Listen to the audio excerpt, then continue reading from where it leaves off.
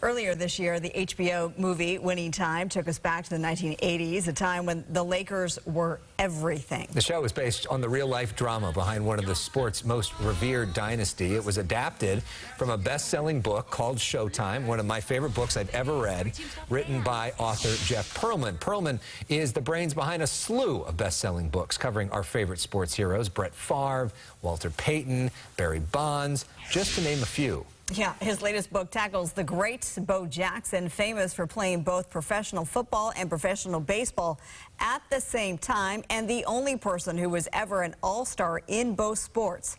Jackson was also one of the best ad pitchmen of the modern era with his Bo Knows commercials for Nike. The biography is called The Last Folk Hero, The Life and Myth of Bo Jackson.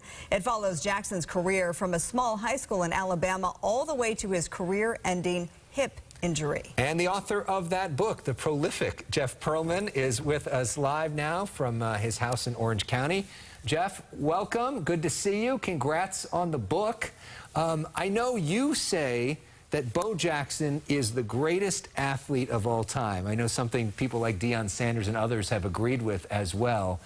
There's a lot of folks of a younger generation who've never saw Bo Jackson, don't really even know who he is. What makes him the greatest? Because some of his stats are like out of this world. Yeah, it's preposterous. First of all, he was an all-star in baseball, a Pro Bowler in football. Nobody's done that before. He was an Olympic caliber sprinter. At McAdory High School in Alabama, he set 5 state track and field records.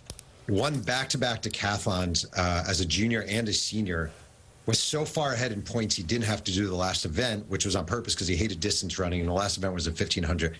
He set a single-season national record for high schoolers with 20 home runs, did in only 25 games, missed 7 games for track, stole 90 out of 91 bases as a high schooler.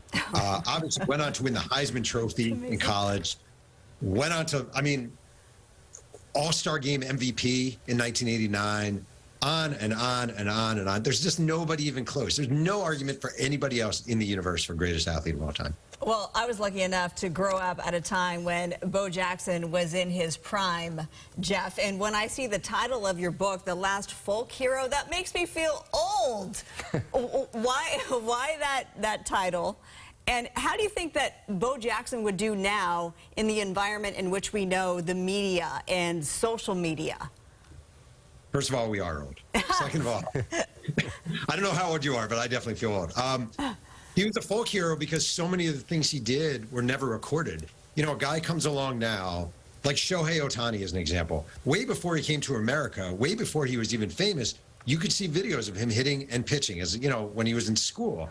Anyone who comes along now, any prep player, we see a million videos of. Bo Jackson, we saw nothing. Even his most famous, one of his most famous plays, which was the outfield throw to nail Harold Reynolds at home plate. If you watch a video of it, you don't see him ever make the throw because they were just using one camera because we lived in the dark ages. So he's a folk hero just because so many of the things he did we never saw. And there's a story in the book that I just find amazing. He played the first night baseball game in University of Georgia history, Auburn at Alabama. First night game, his first at-bat, he grounds out, the fans boo him. He comes up again, second at-bat. He hits a home run that hits the lights. First night game, hits the lights, falls down to the field, goes back out. The fans start bowing at him. These are Georgia's fans, start bowing at him. His next 2 at-bats, he hits 2 more home runs. His last at-bat hits a double, and they all boo him. There's no video of it anywhere. Right. There's no video of it. That's why he's a folk hero. Yeah, that's wild. And he was also playing for the Raiders here in L.A., right? And I know one of your interesting stories is just about his 40 time with the Raiders and how a lot of people doubted him when he first joined that team, and then they were not doubting him for very long. What's funny, he shows up, and this is '87, so this is the end of the strike. So when he arrived with the Raiders, they had a lot of mixed players there. They had a huge number of people, strike players and regular players. His first practice with the Raiders, Matt Millen is a longtime lineman with the Raiders, and he doesn't realize Bo Jackson is Bo Jackson. He thinks he's just a scab in practice. So Bo Jackson takes a hand off, and he just past Matt Millen. And Matt Millen's like, "What is wrong with me? Some scab just embarrassed me." Second handoff, runs again. He's like, "Am I losing it?" And Rod Martin, another Raider player, is like, "You idiot, that's Bo Jackson."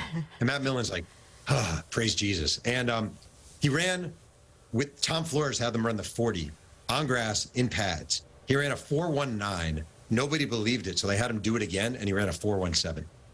Yeah, Which is that, by the way, is faster than anybody runs it in the NFL now, despite all the new technology and everything. Okay, what's Bo doing now? Bo lives in Burr Ridge, Illinois. He's a, you're going to feel really old here. He's a grandpa. Oh, geez. I know. He runs a lot of companies. He's had a very successful business career. He stays out of the spotlight, shovels his own driveway, drives a Ford truck, hunts a lot, serves as a spring training instructor with the White Sox and Royals, and basically kind of stays out of things in a very beautiful way. Which is so different than just about anybody else who's ever been famous. Yeah. Who loves being famous. And I love it. Yeah. I love it about him. Yeah, I do. But I know you think because he does that, somebody else needs to step up and tell his story, which is what you're doing with this. Congrats on all the books. Again, the book, Marla, is called The Last Folk Hero, The Life and Myth of Bo Jackson. It is available now. Jeff Pearlman, you have a few years on me, just a few. So I'm not quite as old as you. Thank you for being with us. I'm only 31. I'm only 31. Yeah. Congrats, Jeff. Yeah.